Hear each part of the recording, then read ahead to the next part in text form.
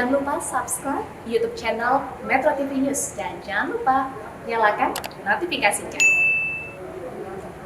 Pemirsa, 3 pengurus cabang NU melaporkan Sugi Nur Harja ke kepolisian terkait penghinaan dan ujaran kebencian terhadap NU. Laporan dibuat oleh GP Ansor Jember, pengurus cabang NU Pati, dan pengurus cabang NU Cirebon. Bahkan pengurus cabang NU Cirebon melaporkan Sugi ke Bareskrim Polri. Atas dasar laporan ini, kepolisian pun menangkap Sugi Nur Harja pada akhir pekan lalu. Dan saat ini pemirsa sudah terhubung bersama kami Hasan Basri Sagala, Kasat Kornas Banser. Selamat sore. Assalamualaikum Mas Hasan. Waalaikumsalam warahmatullahi wabarakatuh. Mbak Zakia, apa kabar? Baik. Alhamdulillah baik. Mas Hasan, kalau kita lihat Sugi Nur sudah ditetapkan sebagai tersangka, kemudian juga sudah ditahan selama 20 hari. Bagaimana kemudian tanggapan dari GP Ansor terhadap penangkapan dan penahanan ini?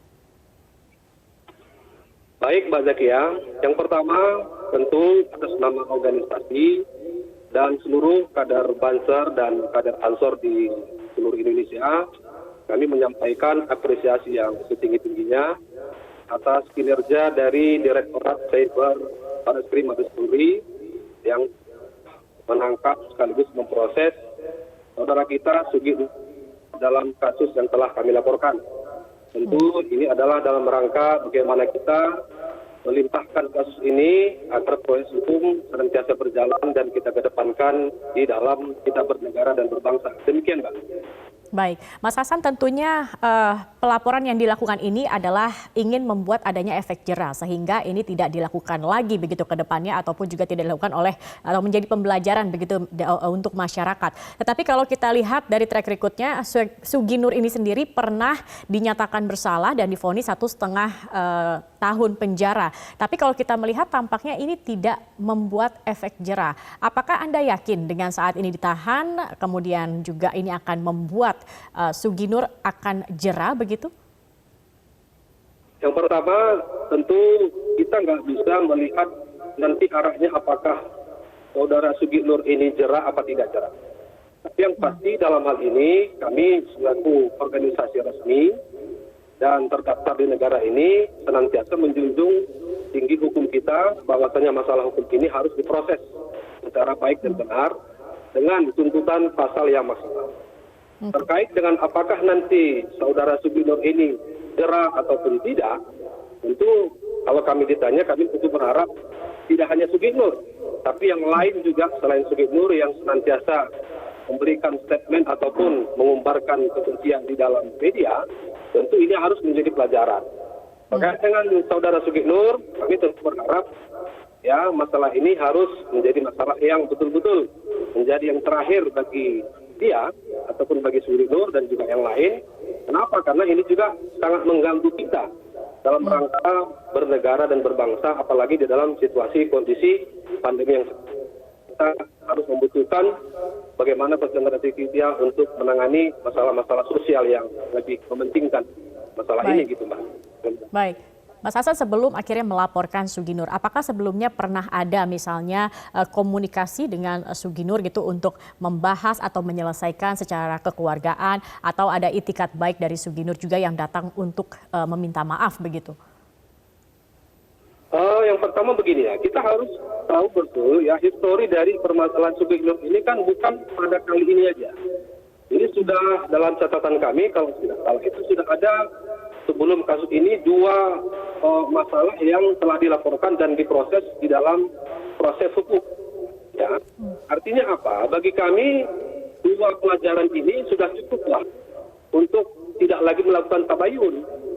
Tapi kalau mungkin dari awal atau ini yang pertama sekali dilakukan oleh saudara Sugi Nur, mungkin kami bisa tabayun kepada beliau. Tapi ini kan sudah yang ketiga kali. Jadi bisa kami katakan ini memang, mohon maaf kalau saya terlalu jauh ya, ini mungkin memang bisa kita katakan dalam tanda petik itu ada faktor kesengajaan. Sehingga menurut kami tidak ada lagi istilahnya proses tabayun ataupun klarifikasi dan lain sebagainya, karena ini sudah yang kesekian kali begitu, Pak Ketua. Baik, baik. Kemudian juga bagaimana untuk mengawal proses hukum yang berjalan ini? Ya tentu kami dari pimpinan pusat gerakan pemuda Ansor telah meminta dan memerintahkan kepada lembaga bantuan hukum kita untuk memproses ini sampai tuntas. Ya, sahabat Ketua Umum Haji Yakut Khalil Qomas telah memerintahkan kepada LBH untuk menuntaskan kasus ini sampai akhir. Kita buka peluang untuk yang namanya apakah mediasi ataupun mencabut laporan ataupun perdamaian. Tapi karena ini sekali lagi karena sudah yang ketiga kali, maka menurut kami harus dilakukan dalam rangka tujuan dan niat kita untuk apa? Pertama untuk efek jerah kepada Sugi Nur dan kepada para pencerama ataupun pihak lain yang sekiranya itu selalu mengumparkan kebencian di media-media lain. Nah, itu banyak ya. Baik, Mas Hasan, kalau kita belajar begitu ya dari kasus sebelumnya tahun 2019 saat persidangan Sugi di Surabaya ini ada saja pengerahan massa begitu dari kubu Sugi yang dilakukan oleh pihak-pihak atau oknum tertentu dan memancing ketegangan. Bagaimana kemudian tanggapan dari Ansor sendiri dan juga bagaimana menjaga agar warga NU dan Banser ini juga tetap tenang gitu dalam kita melihat proses hukum yang berjalan ini? Saya kira begini ya, ini saya kira untuk pendukungnya dari saudara Sugi, saya kira cukuplah. Ya, ini kita serahkan kepada, jangan lagi ada istilahnya berkembang hal-hal lain yang kita saling memancing, saling memprovokasi. Saya kira dalam situasi dan ini tidak baik, apalagi ini tentu ini nanti dari pendukung Sugi Nur terjadi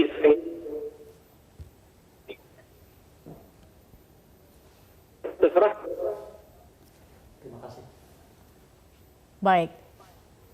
Baik, Mas Hasan Basri Sagala, kami mohon maaf tidak dapat mendengar suara Anda tadi di jawaban Anda terakhir, tetapi kami sudah menangkap poinnya. Yang pasti kita harapkan proses hukum akan tetap berjalan dan kita harapkan pihak kepolisian atau akan juga menegakkan atau membawa keadilan yang seadil-adilnya. Terima kasih sudah bergabung bersama kami di Metro hari ini.